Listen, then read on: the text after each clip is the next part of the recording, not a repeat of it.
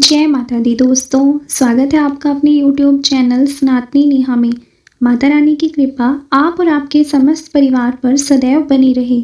आज की इस वीडियो में आप जानेंगे कि मोक्षदा एकादशी व्रत कब है और इसे क्यों मनाते हैं, शुभ मुहूर्त, पूजा की विधि, पारण का समय और मोक्षदा एकादशी को व्रत करने के क्या लाभ होते हैं। मार्गशीर्ष शुक्ल पक्ष की एकादशी को मोक्षदा एकादशी कहते हैं। सनातन धर्म में इस एकादशी का खास महत्व होता है। मोक्षदा एकादशी का व्रत भगवान विष्णु की पूजा के लिए बहुत खास माना जाता है। इस दिन व्रत करने से भगवान विष्णु की कृपा प्राप्त होने के साथ ही आपके पितरों के लिए मोक्ष की प्राप्ति का रास्ता भी खुल जाता है। यह व्रत मार्गशीर्ष माह के शुक्ल पक्ष की एकादशी तिथि को रखा जाता है और इस दिन पितरों के नाम से उनकी प्रिय वस्तुओं का दान करने का भी खास महत्व होता है तथा आज ही के दिन भगवान श्री कृष्ण ने अपने प्रिय सखा अर्जुन को गीता का उपदेश दिया था। इसी कारण से मोक्षदा एकादशी के दिन गीता जयंती का पर्व भी मनाया जाता है। इस दिन भगवान विष्णु और माँ लक्ष्मी की विधि विधान से पूजा की जाती है। आइए सबसे पहले जानते हैं एकादशी कब है, शुभ मुहूर्त और पूजा विधि के बारे में। पंचांग के अनुसार एकादशी तिथि का आरंभ 11 दिसंबर 2024 दिन बुधवार को प्रातः 3:42 से शुरू होगा और एकादशी तिथि का समापन अगले दिन गुरुवार 12 दिसंबर 2024 को रात 1:09 पर होगी। ऐसे में एकादशी का व्रत 11 दिसंबर को किया जाएगा। मोक्षदा एकादशी पर भगवान श्री नारायण के लिए व्रत रखने व विधि विधान से पूजा करना और पवित्र नदी में स्नान करने से सुख सौभाग्य की प्राप्ति होती है और पितरों को मोक्ष भी मिलता है। इसलिए इस एकादशी को पुण्यदायिनी और मोक्षदायिनी एकादशी भी कहा जाती। एकादशी के दिन एक दिन पहले से ही तामसिक भोजन का त्याग कर देना चाहिए। मार्गशीर्ष शुक्ल 11 के दिन मोक्षदा एकादशी व्रत रखा जाता है और गीता जयंती भी मनाई जाती है। इस दिन ब्रह्म मुहूर्त में उठकर श्री भगवान विष्णु जी का स्मरण और ध्यान करके दिन की शुरुआत करनी चाहिए।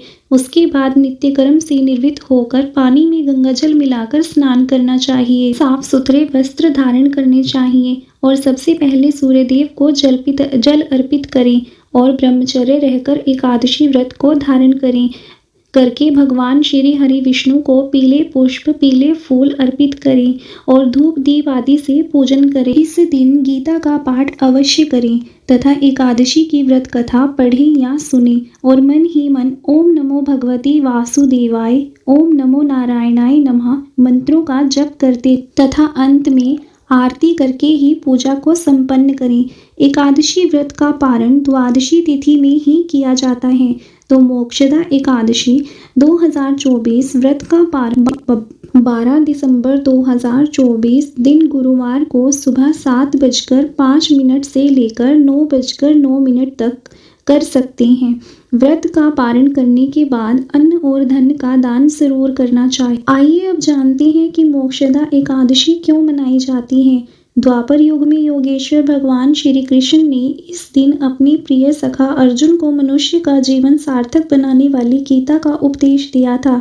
इसलिए इस दिन को गीता जयंती के रूप में भी मनाया जाता है। गीता का ज्ञान हमें दुख, क्रोध, लोभ व अज्ञानता के दलदल से बाहर निकालने में मदद करता है और सत्य, दया, प्रेम और सत्कर्म को अपने जीवन में धारण करने वाले प्राणी ही मोक्ष को प्राप्त कर सकते हैं और यह सब कुछ गीता से ही प्राप्त किया जा सकता है। मोक्षदा एकादशी के दिन व्रत करने से क्या क्या लाभ होते हैं, आइए जानते हैं। सनातन धर्म में मोक्षदा एकादशी का व्रत करने से पूर्वजों को उनके कर्मों के बंधन से मुक्ति मिलती है, साथ ही व्यक्ति के सभी पाप भी नष्ट हो जाते हैं। यदि आप इस व्रत को भक्ति भाव से करते हैं तो इस व्रत के प्रभाव से प्राणी संसारिक बंधन से मुक्त होकर मोक्ष को प्राप्त होता है।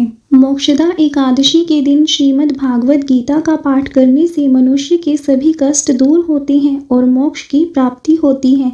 मोक्ष प्रदान करने वाली यह एकादशी मनुष्यों के लिए चिंतामणि के समान सभी कामनाओं को पूरा करती है और बड़े से बड़े पापों का नाश करती है।